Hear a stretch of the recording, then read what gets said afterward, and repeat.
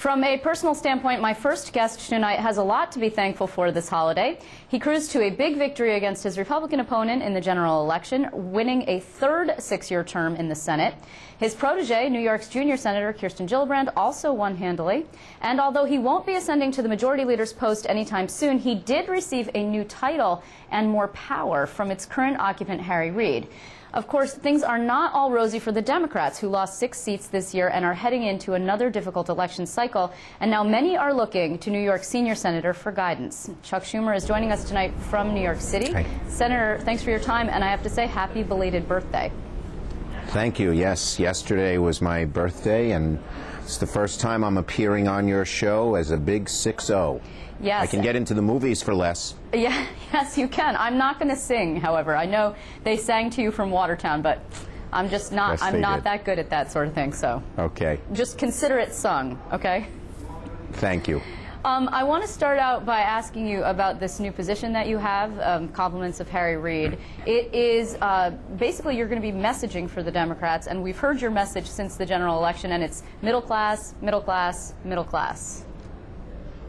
Well, yeah, it involves not just messaging. I call it a place where sort of the 3 Ps meet, which is policy, politics, and press. And you have to combine all 3.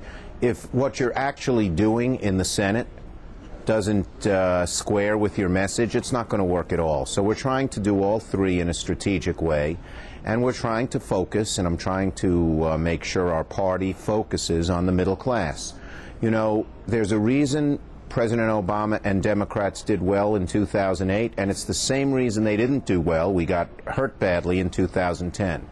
And that is that this is the first decade since World War II where middle-class incomes are declining. Average, you know, incomes went up if you're very rich, so it looked like the country was growing, but all the growth occurred at the very highest end, and God bless them. I don't resent them for that. But the middle class is not feeling that growth, and they want change. They are looking for the party, the group of people, the leaders that can do it. I don't think either party has captured them in that regard, and whichever party individuals, leaders can do it is going to be the majority party for a while. Senator, you actually were in charge of the fundraising political arm, the DSCC, when the Democrats took the Senate. And Harry Reid came to you and asked you to do it again. And I guess I'm curious as to why you said no, because you think you can have more impact at a place where those Yes. those P's meet. Is that what that is? Yes, that's correct. I don't think our problem was a lack of funding, although, you know, the 501c4s opened up by the Citizens United case did hurt us. But I think the average middle-class voter felt that we were not addressing their needs. And, you know, let me just say this. We did have a historic 2 years. We passed 4 major pieces of legislation. I think history will look at those 2 years very kindly.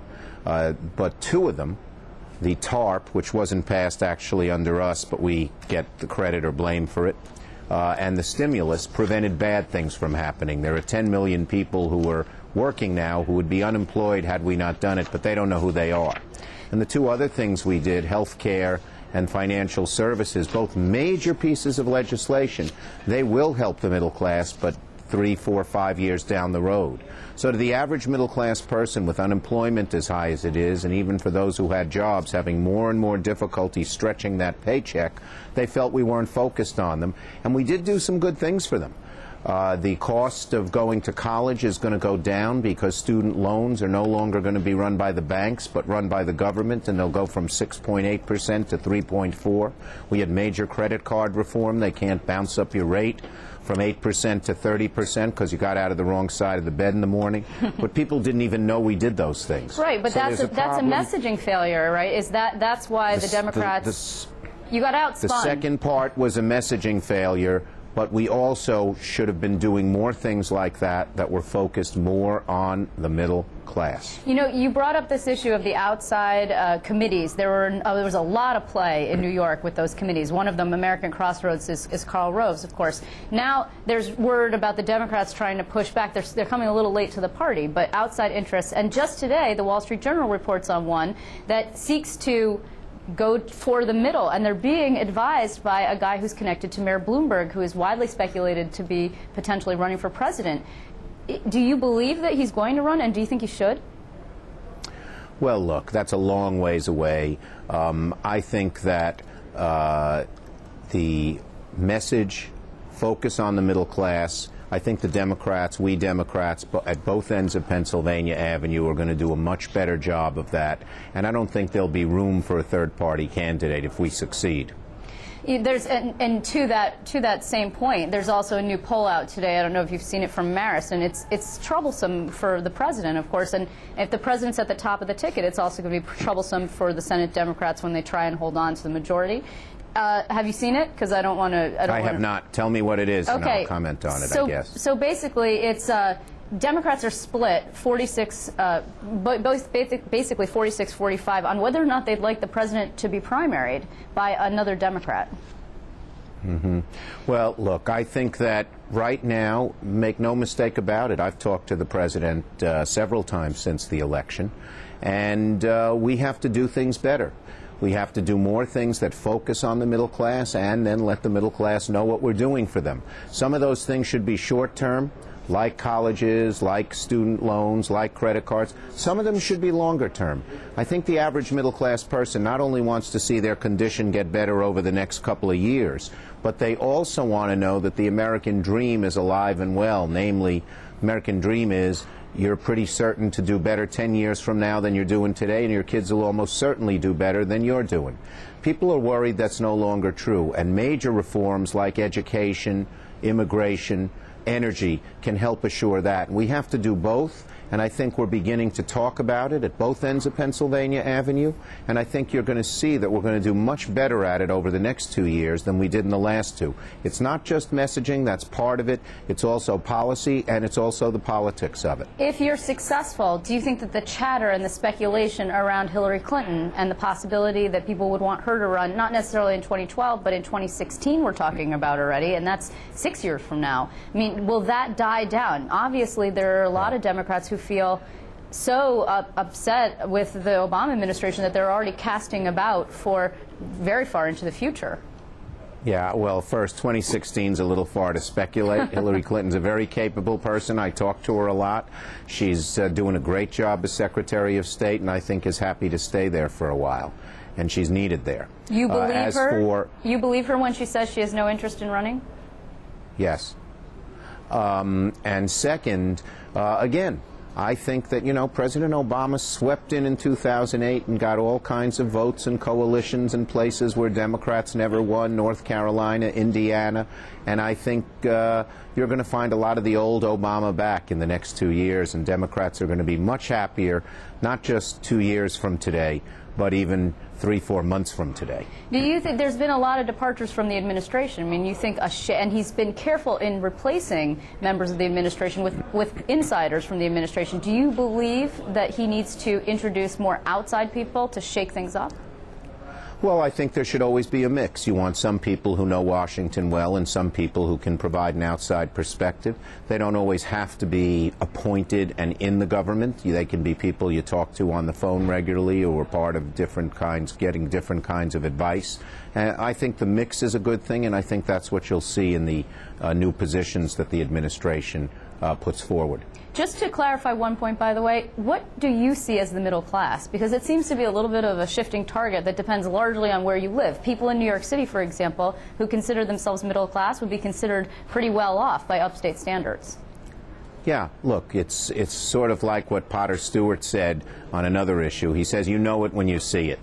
Somebody making $200,000 on Long Island with a big mortgage and high property taxes and everything like that is middle class. Someone making $200,000, you know, in southern Mississippi is probably rich. You can't have one set number, but as I said, you know it when you see it.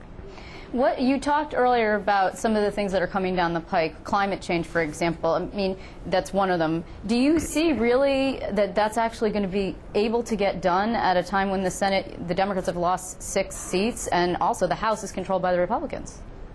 Well, there are lots of things we can do on energy where we might come together. There's something called RES, which means getting clean energy and making 20% of the energy we burn be clean, not coal or fossil producing. There are a good number of Republicans who support that. Here's a simple one that's easy. Do you know which state has the best per capita consumption, lowest per capita consumption of energy if you leave out cars? No. California, you wouldn't believe it. Why? Because they put in 1978, the present governor, who was governor way back then, Governor Jerry Brown, put in building standards. Any new building, residential or commercial, had to be really much more efficient. Now most of the buildings in California meet those standards because they were built since '78, and the per capita consumption of energy, which is a greater consumption when it comes to heating and cooling buildings, that's about 40% of our energy use, cars and trucks are 35%, is low. That's the kind of thing Democrats and Republicans can come together on. And I think that we have to make an effort to reach across the aisle and get things done. The average middle-class person doesn't want to see Democrats sit in their corner and say, only do it my way. Doesn't want to see Republicans sit in their corner and say, only do it my way. They want to see us move forward in ways that help them. And that's going to be part of my job and part of all of our jobs in the Senate to make sure that happens. I've been able to work with Republicans on lots of the major pieces of legislation I've passed, whether it be the HIRE Act, which gave a payroll tax deduction, or holiday for people who hired the unemployed. China Trade, which passed the House, which is a bill of Lindsey Graham's and mine. The first was with Orrin Hatch. The college tuition tax credit, $2,500, was with Olympia Snow. We can work together across the aisle, and we should. Is this new position that you have now, where the Ps are intersecting, is that actually preparation for you at some point to become majority leader? No, that's where Leader Reid thought I could best help our Democratic caucus and help the country move forward. He asked me to do it. It wasn't my idea, it was his. And I'm glad to do it, and it's exciting to do because, you know, we're at one of those places, you know, there's sort of certain points in American history where you turn one way or the other. This is one of them. And to be able to help shape that, to me, in a way that helps the middle class, is something I'm excited about. You are in New York City, back for the holiday, and of course we're about to have a new governor taking over in Albany. Yes. What do you think? The challenges are many, obviously, facing Andrew Cuomo. Do you think he is going to be able to succeed in taking on the special interests and cleaning things up at the Capitol? Including, I didn't hear the last part. Your news crew is talking loud down there. Forgive me. It's the holiday. Everybody's in a very good mood. And cleaning things up in the Capitol. Yes, I do. He's the right type of guy. On the one hand, he has been through it and he's seen what the problems are. On the other hand, he has a lot of experience, so he doesn't go in and just say, hey, I'm going to snap my fingers and everything will get done because I'm the governor. And I think his early moves, I thought his platform was good. I agreed with him when he called for a property tax cap and a freeze on taxes. Taxes are too high, and particularly upstate. That's why businesses and people leave, one of the reasons. And so I think his platform is good, his agility and knowledge are good, and I'll work with him in whatever way I can to help him achieve his goals. Then, just in parting, unfortunately, this is not a positive question, but Charlie Rangel is likely to be censured, is the expectation when the House returns from break. Have you spoken to him at all? And do you believe that that censure, a full censure by the House, is appropriate? Because there are some people now who suggest that perhaps he's been punished enough. Well, let me just say this. Number one, Charlie Rangel, I've known him for 30 years. He's done a whole lot for New York, and we've worked together on a whole lot of issues. So I find the whole episode very, very sad. As for the specifics, you know, I'm not in the House. I haven't read all the details, so I'll leave it for the House Ethics Committee and the House members to decide. But it is a sad day, and despite that sadness, and certainly it is, we shouldn't forget all that Charlie Rangel has done for New York. He's done a lot. Well, I want to thank you very much, Chuck Schumer, Senior Senator from New York, for joining us, and happy Thanksgiving. Same to you, and I hope you have a very good turkey.